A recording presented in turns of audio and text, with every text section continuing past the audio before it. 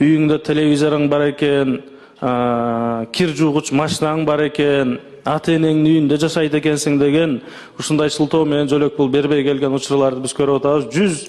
Жүздөгөн жарандар ушинтип кайрылып атат. Эми ата энесинин үйүндө жашап атса, өзүнүн жашай турган үйү жок болсо, же мамлекет жерди трансформация кылып бөлүп бербесе, анан үйүңдө кир жуугуч машинаң бар экен, сыналгың бар экен, унааң бар экен деп дагы ушундай ар кандай шылтоо менен, же болбосо күйөөң чет жакка чыгып кетиптир, Бишкекке кетип калыптыр деген шылтоолор менен ушуну берилбей келет. Ушуну бир тартипке салып берсеңиздер.